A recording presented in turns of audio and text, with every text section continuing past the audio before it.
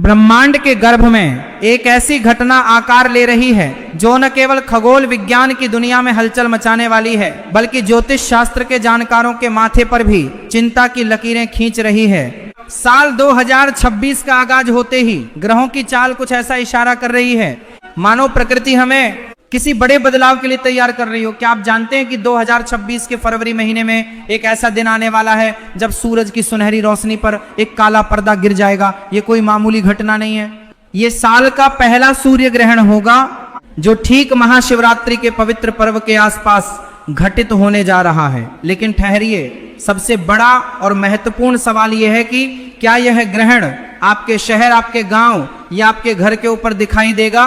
क्या इस बार भी गर्भवती माताओं को उन कड़े नियमों का पालन करना पड़ेगा जो सदियों से हमारी दादी नानी बताती आ रही हैं, या फिर आधुनिक विज्ञान ने इन सब बातों को खारिज कर दिया है? आज के इस वीडियो में हम आपको वो परम सत्य बताने जा रहे हैं जो आपको इंटरनेट की सतही दुनिया में कहीं नहीं मिलेगा। अगर आपने इस वीडियो का एक भी पल छोड़ दिया या इसे आगे बढ़ाकर देखा तो हो सकता है कि आप उस महत्वपूर्ण जानकारी से वंचित रह जाएं जो आपके परिवार की सुरक्षा के लिए अनिवार्य है। तो चलिए अपने मन को एकाग्र कर लीजिए और जुड़ जाइए गीता अनुभूति के इस विशेष सफर में, क्योंकि आज हम समय के उस पन्ने को पलटने जा रहे हैं जिस पर आपके भविष्य की इबारत लिखी है।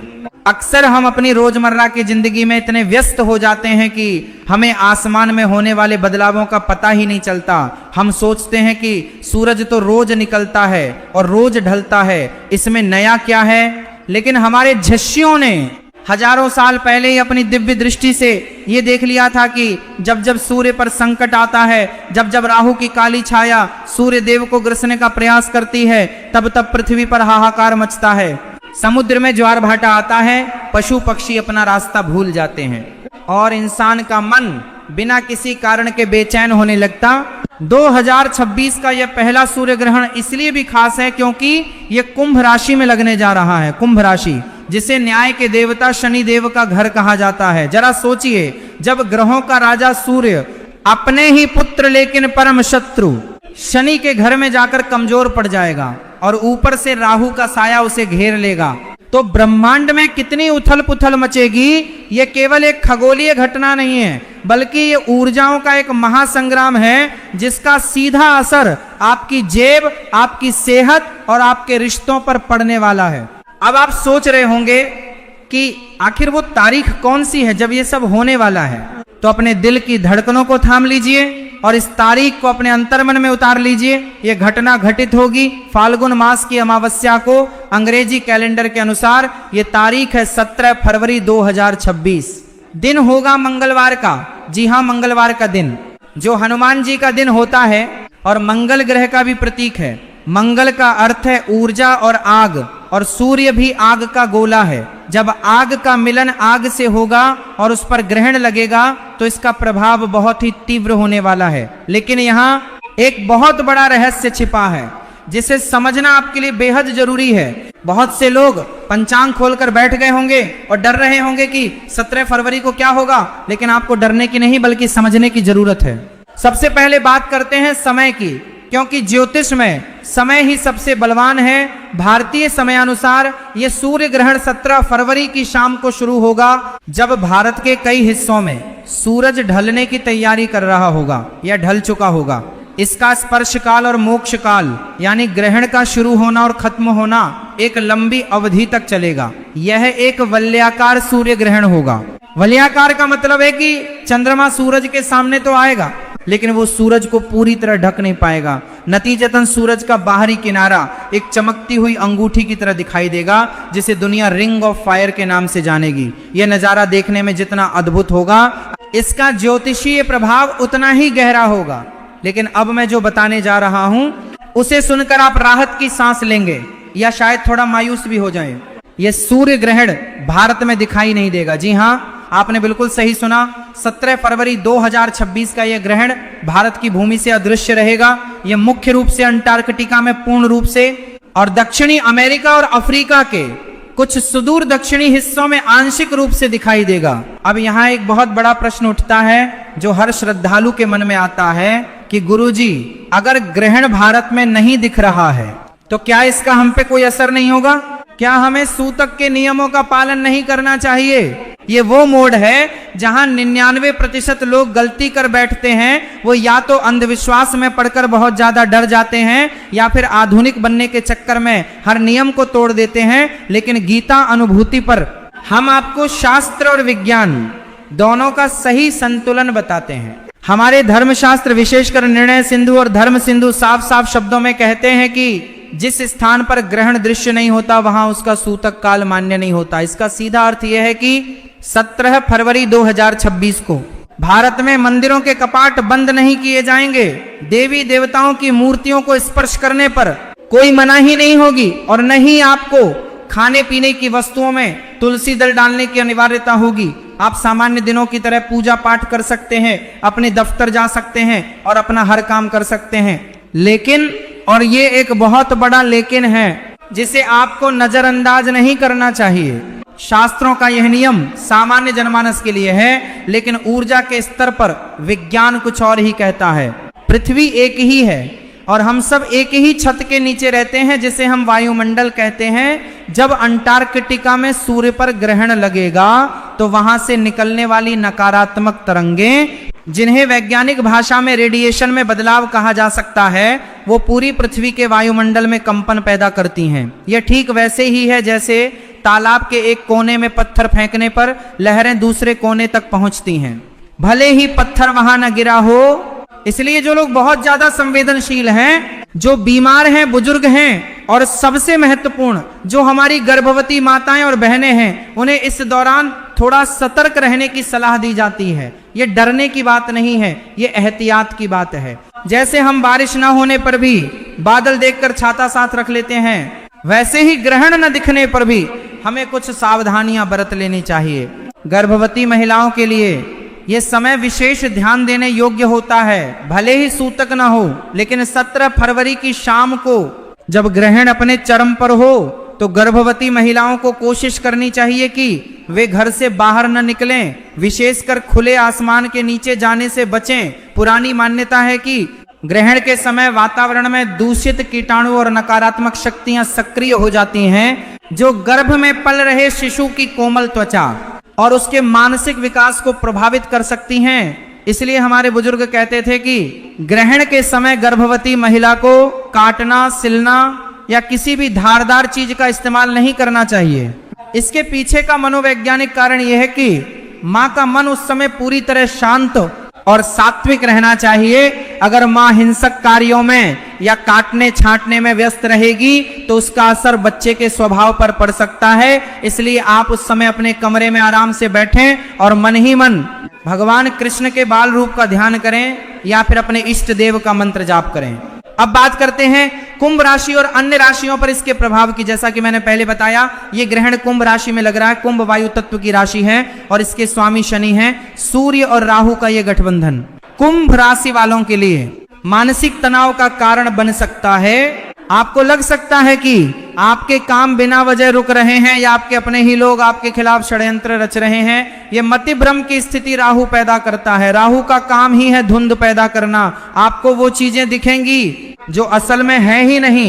इसलिए 17 फरवरी के आसपास आप कोई भी बड़ा फैसला, जैसे जमीन खरीदना, नया व्यापार शुरू करना या किसी को बड़ा उधार देना, इन कामों को कुछ दिनों के लिए टाल दें तो बेहतर होगा। यह समय शांत रहकर तूफान के गुजर जाने का इंतजार करने का है। मेष राशि वालों के लिए ये ग्रहण 11वें भाव में होगा, जो लाभ का भाव है, लेकिन ग्रहण के कारण लाभ में देरी हो सकती है। वृषभ राशि वालों के लिए यह 10म भाव यानी कर्म भाव में होगा, जिससे कार्यस्थल पर बॉस के साथ अनबन हो सकती है। इसी तरह हर राशि पर इसका अलग अलग प्रभाव पड़ेगा, जिसके लिए हम एक अलग विस्तृत वीडियो बनाएंगे।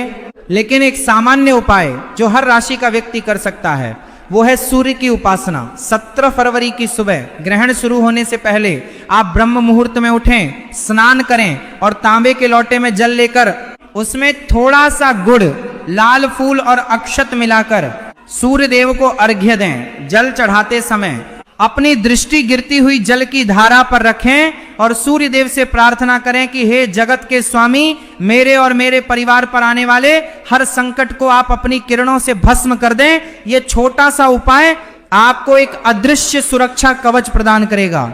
बहुत से लोग ये प्रश्न पूछते हैं कि क्या ग्रहण के दौरान हम सो सकते हैं? देखिए, शास्त्रों में ग्रहण के दौरान सोने की मनाही है। कहा जाता है कि इस समय सोने से व्यक्ति रोगी होता है, लेकिन क्योंकि यह ग्रहण भारत में नहीं दिख रहा और सूतक नहीं है, तो आप पर यह नियम कड़ाई से लागू नहीं होता। लेकिन अगर आप एक आध्यात्मिक व्यक्ति हैं और आप चाहते हैं कि आपके अंदर की दैवीय शक्तियां जागृत हों, तो 17 फरवरी की शाम को सोने के बजाय ध्यान करें। यह समय साधना के लिए, मंत्र सिद्धि के लिए और अपने पापों के प्रायश्चित के लिए सर्वोत्तम माना गया है। कहते हैं कि सामान्य दिनों में किया गया 1 माला का जाप और ग्रहण काल में किया गया 1 माला का जाप, दोनों के फल में जमीन आसमान का अंतर होता है। ग्रहण काल का जाप लाख गुना अधिक फलदायी होता है। तो इस सुनहरे अवसर को नींद में क्यों गंवाना। अब एक और महत्वपूर्ण विषय पर बात करते हैं जिसे अक्सर लोग भूल जाते हैं, और वो है दान। ग्रहण के बाद स्नान और दान का विशेष महत्व है। 17 फरवरी को ग्रहण खत्म होने के बाद या अगले दिन 18 फरवरी की सुबह आप अपनी सामर्थ्य के अनुसार कुछ न कुछ दान जरूर करें। चूंकि यह सूर्य ग्रहण है, तो सूर्य से संबंधित वस्तुएं जैसे गेहूं, गुड़, तांबा, मसूर की दाल या लाल वस्त्र का दान किसी गरीब ब्राह्मण या किसी जरूरतमंद को करना बहुत शुभ होता है। अगर आप राहु के प्रभाव को कम करना चाहते हैं तो काले तिल या काले कंबल का दान भी कर सकते हैं। दान एक ऐसा कर्म है जो आपके बुरे ग्रहों के प्रभाव को काट कर रख देता है। जब आप किसी भूखे को भोजन कराते हैं तो उसकी आत्मा से जो आशीष निकलता है वो किसी भी ग्रह के दुष्प्रभाव से बड़ा होता है। सोशल मीडिया और व्हाट्सएप के इस दौर में आपको कई डराने वाले मैसेज मिलेंगे कि 17 फरवरी को दुनिया में अंधेरा छा जाएगा, पक्षी मर जाएंगे या कोई बड़ी आपदा आएगी। गीता अनुभूति परिवार आपसे निवेदन करता है कि ऐसी अफवाहों पर बिल्कुल ध्यान न दें। सूर्य ग्रहण एक खगोलीय घटना है जो सदियों से होती आ रही है और विज्ञान ने इसे बहुत अच्छे से समझा है। हाँ, इसका आध्यात्मिक और ज्योतिषीय महत्व जरूर है, लेकिन ये डरने का नहीं बल्कि आत्मचिंतन का समय है। ये समय है ये समझने का कि हम इस ब्रह्मांड के सामने कितने छोटे हैं और एक परम शक्ति है जो इस पूरे ब्रह्मांड को चला रही है। एक और बात जो ध्यान देने योग्य है वो यह है कि 17 फरवरी 2026 के बाद इसी साल अगस्त में एक और सूर्य ग्रहण लगेगा और साथ ही चंद्र ग्रहण भी होंगे, यानी 2026 ग्रहणों का साल रहने वाला है। इसलिए ये बहुत जरूरी है कि आप अभी से अपनी दिनचर्या में कुछ बदलाव लाएं। रोज सुबह सूर्य नमस्कार करना शुरू करें, गायत्री मंत्र का जाप करें और अपने घर में गूगल या लोबान की धूप जलाएं ताकि नकारात्मक ऊर्जा घर में न टिक सके। अपने बड़ों का सम्मान करें क्योंकि सूर्य पिता का कारक है। अगर आप अपने पिता का सम्मान नहीं करते तो आप कितने भी जल चढ़ा लें, सूर्य देव प्रसन्न नहीं होंगे। और अगर आप अपने कर्मचारियों या गरीबों को सताते हैं तो शनिदेव कुपित हो जाएंगे। इसलिए अपने कर्मों को सुधारना ही सबसे बड़ा उपाय है। तो निष्कर्ष के तौर पर 17 फरवरी 2026 को पड़ने वाला सूर्य ग्रहण भारत में दृश्य नहीं है और न ही इसका सूतक काल मान्य है, लेकिन सावधानी और श्रद्धा में ही सुरक्षा है। गर्भवती महिलाएं थोड़ा सतर्क रहें, बाकी सभी लोग सामान्य रूप से अपना जीवन व्यतीत करें, लेकिन मन में ईश्वर का स्मरण बनाए रखें। यह समय अपने अंतर्मन में झांकने का है और समय की गर्भवती जो है और नहीं प्रतिकर के लिए चारपाती दशिक के सामने ही सुरक्षा है। अपने विकारों को दूर करने का है और नई ऊर्जा के साथ आगे बढ़ने का है। हम उम्मीद करते हैं कि इस वीडियो ने आपके मन से ग्रहण से जुड़े हर डर और हर शंका को दूर कर दिया होगा। अगर फिर भी आपके मन में कोई सवाल रह गया है या आप जानना चाहते हैं कि आपकी विशेष राशि पर इसका क्या प्रभाव पड़ेगा, तो आप हमें नीचे कमेंट बॉक्स में लिखकर बता सकते हैं। हम आपके हर कमेंट को बहुत ध्यान से पढ़ते हैं और उसका जवाब देने की पूरी कोशिश करते हैं। जाने से पहले एक बार कमेंट में जय सूर्यदेव या जय श्री कृष्ण जरूर लिखें। ये केवल एक कमेंट नहीं है, यह आपकी हाजिरी है जो ईश्वर के दरबार में लग रही है। हमारा उद्देश्य हमेशा से यही रहा है कि हम आपको धर्म और विज्ञान का सही ज्ञान दें ताकि आप अंधविश्वास से बचें और सच्चे ज्ञान के प्रकाश में अपना जीवन संवार सकें। इस वीडियो को अपने परिवार के व्हाट्सएप ग्रुप्स में अपने दोस्तों के साथ शेयर करना न भूलें, क्योंकि सही जानकारी बांटने से बढ़ती है और हो सकता है कि आपकी एक शेयर से किसी के मन का डर दूर हो जाए। 17 फरवरी तक हम इस विषय पर और भी कई महत्वपूर्ण जानकारियां लाते रहेंगे। तब तक के लिए आप अपना और अपने पूरे परिवार का बहुत बहुत ख्याल रखें। सूर्यदेव आपके जीवन में तेज, ओज और यश की वर्षा करें।